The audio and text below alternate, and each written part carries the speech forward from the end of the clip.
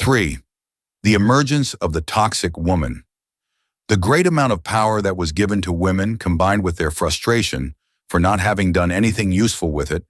to achieve what was expected from them to achieve, that is, their emancipation,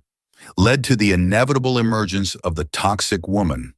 Frustrated but with power in their hands, they indiscriminately and daily exercise their poisonous frustrations on everyone around them and everywhere they go without exception, whether in the family, in their neighborhood, in the workplace, in many educational institutions, and in other contexts, choosing as their favorite targets of their toxic hatred, not coincidentally, all men who do not comply with their delusional behavior,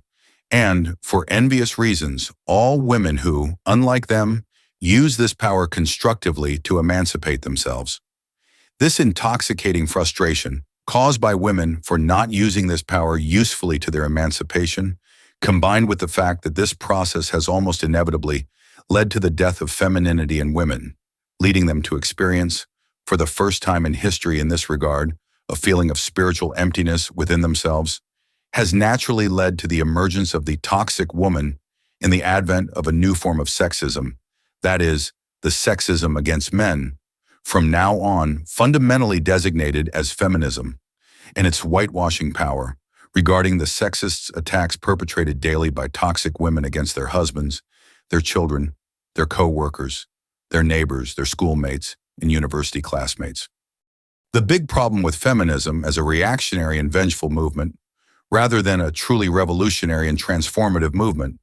is that it has created more toxic women than truly emancipated women, nurturing more sexism in our Western societies, this time against men, instead of actually combating it. Female toxicity not only is toxic, that is vindictive and problematic, and systematic, that is, manifesting itself in all areas where these women go. This female toxicity is also shamefully whitewashed and legitimized by those who have granted them this power as a privilege, hidden behind the idea that it's a right, absolving them of civil and criminal responsibilities for behaviors and attitudes that are strictly prohibited to toxic men. This leads us to ask, quite legitimately, why female toxicity is not combated in the same way as male toxicity. Does this have anything to do with what was mentioned earlier regarding the dual stance on the unequal treatment of men and women, in which the problem of this unequal treatment is only raised when women are unfairly treated and never when men are in that same position, knowing from the beginning who gave women this power, that the preferred target of this female toxicity would inevitably be men?